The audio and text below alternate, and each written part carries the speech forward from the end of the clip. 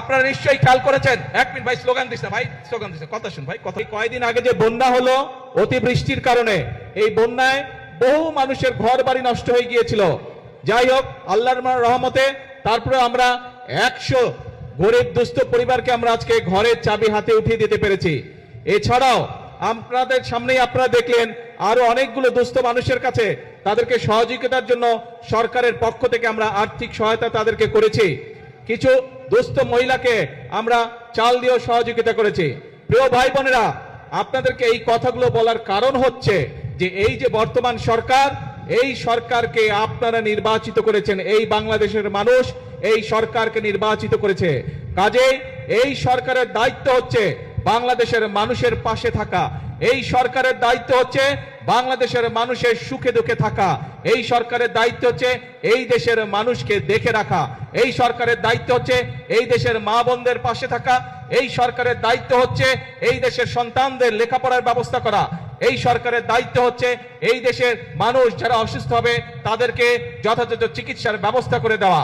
এই সরকারের দায়িত্ব হচ্ছে এই দেশের তরুণ সমাজ, যুবক সমাজ, নারী হোক পুরুষ হোক, তাদের কর্মসংস্থানের ব্যবস্থা করা। প্রিয় ভাই বোনেরা, এই জন্যই আপনারা দেখেছেন নির্বাচনের সময় আমরা বলেছিলাম যে বিএনপি যদি আল্লাহর রহমতে বাংলাদেশের মানুষের ভোটে সরকার গঠনে সক্ষম হয় তাহলে আমরা মূল কয়েকটি কাজে হাত দেব। তার মধ্যে একটি কাজ ছিল এই দেশের মায়েদেরকে সহযোগিতা করার জন্য, এই দেশের নারীরা যাতে স্বাবলম্বী হতে পারে সেই জন্য আমরা বলেছিলাম আমরা ফ্যামিলি কার্ড ঘরে ঘরে পৌঁছাবো, যেটি আমির খসরু সাহেব ওনার বক্তব্যে বলেছেন। আপনারা দেখেছেন যে সরকার গঠনের 1 মাসের মধ্যে আমরা সেই ফ্যামিলি কার্ডের পাইলট প্রজেক্টের কাজে হাত দিয়েছিলাম এবং ইনশাআল্লাহ আল্লাহর রহমতে পাইলট প্রজেক্টের কাজ শেষ হয়ে গিয়েছে।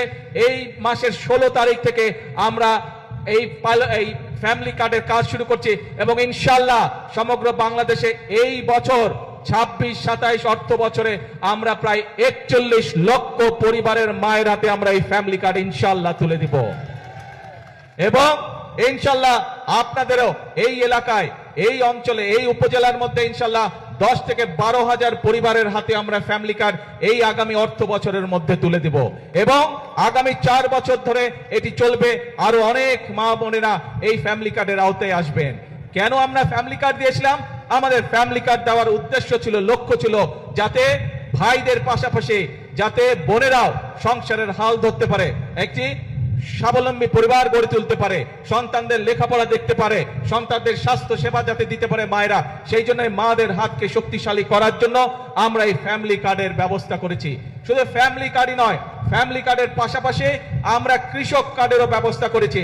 এই যে বাঁশখালীর কিছু অংশে লবণ চাষী ভাইরা আছে না লবণ চাষী ভাইরা, শুধু যে যারা ধান পাট বা অন্যান্য শাকসবজি বা অন্যান্য ফসল চাষবাস করে তারাই যে শুধু কৃষক কার্ড পাবে তা নয়, এমনকি লবণ চাষী ভাই যারা আছেন ইনশাআল্লাহ তারাও, এমনকি লবণ চাষী ভাই যারা আছে তাদেরকেও ইনশাআল্লাহ আমরা ফ্যামিলি কার্ড তাদের হাতে পৌঁছে দিব। এবং এখানে একটি কথা এসছে যে লবণের মূল্য নির্ধারণ করে দেওয়া, আলোচনা করে আমরা ইনশাআল্লাহ লবণের মূল্য নির্ধারণ করেছি, যে মূল্য পেলে লবণ চাষী ভাইদের স্বাবলম্বিতা, অর্থনৈতিকভাবে তারা সচ্ছল হবে আস্তে আস্তে। ইনশাআল্লাহ আগামী কিছুদিনের মধ্যে আমরা সেই দামটি আমরা সকলকে জানিয়ে দেব, যার ফলে লবণ চাষী ভাইদেরকে আর আগের মতন কষ্ট পোহাতে হবে না। প্রিয় ভাই বোনেরা, আজকে আমি মাতার বাড়ি গিয়েছিলাম, মাতার বাড়িতে পুরা দেখে আসলাম এবং শুধু মাতার বাড়ি নাই, সেই চট্টগ্রামে মিরেশরাই থেকে শুরু করে সমগ্র অঞ্চলকে আজকে আমি দেখেছি, হেলিকপ্টারে আমি দেখেছি। কেন দেখেছি? কারণ এই যে আমাদের সামনে বিশাল সমুদ্র, এটি হচ্ছে এই বাংলাদেশের সম্পদ, এই দেশের সম্পদ। এই যে বিশাল সমুদ্র, এই সমুদ্রের মালিক হচ্ছে এই বাংলাদেশের জনগণ এবং সেজন্যই এই সমুদ্রকে কিভাবে ব্যবহার করে বাংলাদেশের মানুষের তাদের জীবন ব্যবস্থা উন্নত করা যায়, কিভাবে আমরা সেটি এইখান থেকে শুরু করে সেই মিরেশরাই পর্যন্ত, মাদারীপুর পর্যন্ত কিভাবে আমরা বিভিন্ন মিল ফ্যাক্টরি স্থাপন করার মাধ্যমে এই দেশের মানুষের কর্মসংস্থানের ব্যবস্থা করতে পারবো, এই দেশের মানুষের ব্যবসা বাণিজ্যের ব্যবস্থা করতে পারবো, সেই পরিকল্পনা কিভাবে গ্রহণ করা যায় তার জন্য আজকে আমি মাতার বাড়ি গিয়েছিলাম। এবং খুব স্বাভাবিকভাবেই প্রিয় ভাই বোনেরা, আমাদের কয়েকদিন আগে আপনারা দেখেছেন চট্টগ্রামে আমির খসরু সাহেব এবং সালাউদ্দিন সাহেব দুজনের গিয়েছিলেন চায়নাকে আমরা একটি বিরাট বড় জায়গা দিয়েছি। এই যে চায়না থেকে আমি ঘুরে আসলাম, তাদের সাথে আমি কথা বলেছি, সেখানে তারা কয়েক শত মিল কারখানা তৈরি করবে এবং এই মিল কারখানাগুলোতে সমগ্র চট্টগ্রামের মানুষ ইনশাল্লাহ সেখানে কাজ করার সুযোগ পাবে। তার ফলে আমাদের যেমন একদিকে বেকার সমস্যার সমাধান করা সম্ভব হবে, একই সাথে আমরা ইনশাল্লাহ বহু বৈদেশিক মুদ্রা অর্জন করব। যেই বৈদেশিক মুদ্রা অর্জন করার মাধ্যমে আমরা এই দেশের অর্থনীতি শক্তিশালী করব, সেই বৈদেশিক মুদ্রা দিয়ে আমরা এই দেশের মানুষের, এই দেশের সন্তানদের শিক্ষা ব্যবস্থাকে গড়ে তুলব। সেই বৈদেশিক মুদ্রা অর্জনের মাধ্যমে আমরা এই দেশের বাংলাদেশের মানুষের স্বাস্থ্য সেবাকে আমরা গড়ে তুলব। আপনারা নিশ্চয়ই এর মধ্যে জানতে পেরেছেন যে আমরা যে উপজেলা পর্যায়ে যে 50 সদস্যের যে হাসপাতাল আছে, 50 বেডের যে হাসপাতাল আছে, এই 50 বেডের হাসপাতালে 30 বেড করে গিয়েছিলেন শহীদ রাষ্ট্রপতি জিয়াউর রহমান। পরবর্তীতে বেগম খালেদা জিয়া যখন সরকার গঠন করেছিলেন, বাকি 20 বেড যোগ করেছিলেন উনি। আজকে আপনাদের এই বর্তমান বিএনপি সরকার, যেই সরকার আপনাদের সরকার, যেই সরকার জনগণকে নিয়ে কাজ করে, এই সরকার সিদ্ধান্ত গ্রহণ করেছে এই 50 বেডের হাসপাতালকে যাতে প্রত্যেক উপজেলার মানুষ ভালোভাবে স্বাস্থ্য সেবা পায়, সেই জন্য এই 50 বেডের হাসপাতালকে আমরা ইনশাল্লাহ আগামী 5 বছরের মধ্যে প্রত্যেকটি উপজেলা, 503টি উপজেলা সমগ্র বাংলাদেশে প্রত্যেকটি উপজেলা হাসপাতালকে আমরা 101 বেডে উন্নীত করব ইনশাল্লাহ। প্রিয় ভাই বোনেরা, এই কাজগুলো যদি আমাদেরকে করতে হয়, এই দেশের মানুষের জন্য যদি কর্মসংস্থানের ব্যবস্থা করতে হয়, এই দেশের মানুষের কর্মসংস্থানের ব্যবস্থা যদি করার জন্য যদি বিদেশি এবং দেশি বিনিয়োগকারী যারা আছে তাদেরকে উৎসাহিত করে যদি মিল ফ্যাক্টরি স্থাপন করতে হয়, তাহলে তার পূর্ব শর্ত হচ্ছে দেশে শান্তি শৃঙ্খলা থাকতে হবে। দেশে বিশৃঙ্খলা থাকলে চলবে না। যখন বিগত সময় আমরা দেখেছি বা বিভিন্ন সময় আমরা দেখেছি আপনার এলাকায় বা বাজারে যখন কোনো গন্ডগোল হয়, কোনো সমস্যা হয়, তখন কি দোকানপাট খোলা থাকে না বন্ধ থাকে? কি ভাই, বাজারে যদি কোনো গন্ডগোল হয় দোকানপাট বন্ধ থাকে না খোলা থাকে? বন্ধ হয়ে যায়। কেন বন্ধ হয়ে যায়? কারণ এই যে ছোট দোকানদার বা যেই ব্যবসায়ী হোক, ব্যবসায়ীর জন্য বন্ধ করে দেয় যাতে ওই গন্ডগোলে তার ব্যবসার যাতে ক্ষতি না হয়। ঠিক একইভাবে দেশীয় বা বিদেশি বিনিয়োগকারী যারা আছে তারা যখন বিনিয়োগ করবে তারা তো চাইবে যে যাতে তার মিল কারখানার উৎপাদিত পণ্য ঠিকভাবে বন্দর দিয়ে যেতে পারে বা তার কাঁচামাল যাতে সঠিকভাবে আসতে পারে, রাস্তাঘাটে যাতে শান্তি থাকে, তাই না? যদি মিল কারখানা না চলে সঠিকভাবে, তাহলে কি কর্মসংস্থানের ব্যবস্থা করা সম্ভব না। সেই জন্য ভাই আমাদেরকে সচেতন থাকতে হবে, আমাদেরকে সতর্ক থাকতে হবে। যারা শান্তি শৃঙ্খলা নষ্ট করতে চায় তাদের বিরুদ্ধে তাদের ব্যাপারে আমাদেরকে সতর্ক থাকতে হবে। আমরা যদি দেশের সন্তানদের লেখাপড়ার ব্যবস্থা আমাদেরকে তৈরি করতে হয়, সুন্দরভাবে লেখাপড়ার ব্যবস্থা করতে হয়, স্কুল কলেজ সুন্দরভাবে তৈরি করতে হয়, তাহলে শিক্ষকদেরকে যদি ট্রেনিং দিতে হয়, ছাত্রছাত্রীদেরকে যদি নতুন করে বই দিতে হয়, এই সকল ব্যবস্থা যদি করতে হয়, তাহলে আমাদেরকে দেশের আইন শৃঙ্খলা ঠিক রাখতে হবে। একইভাবে সতর্ক থাকতে হবে আমাদেরকে, যারা বিভ্রান্ত তৈরি করতে চায় তারা যাতে কোনো সুযোগ না পায়। কারণ বিভ্রান্তকারীরা যদি বিভ্রান্ত করার সুযোগ পায়, ক্ষতিগ্রস্ত হবে জনগণ। বিভ্রান্তকারী যারা, তারা তো নিজেদের মতন করে চলে যাবে, তারা তো জনগণের সাথে থাকবে না।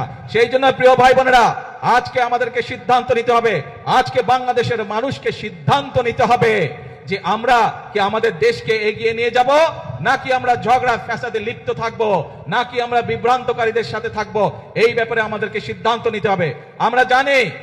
আমরা জানি বিগত স্বৈরাচার আমলে এই দেশের জ্বালানি বা বিদ্যুৎ খাতকে কয়েকটি গুটি সংখ্যক ব্যক্তির হাতে তুলে দেওয়া হয়েছিল। তাদের স্বার্থ হাসিলের জন্য বিভিন্ন পরিকল্পনা গ্রহণ করা হয়েছিল, যা এই দেশের মানুষের পক্ষে নয়। খুব স্বাভাবিকভাবে সেই জ্বালানি ব্যবস্থা বা বিদ্যুৎ ব্যবস্থা যেটি অপরিকল্পিতভাবে যেই ব্যবস্থা গুটি কয়েক মানুষকে সুবিধা দিয়েছিল, সেটি যদি জনগণের স্বার্থে সেই পরিকল্পনা করতে হয়, স্বাভাবিকভাবে কিছু সময়ের প্রয়োজন।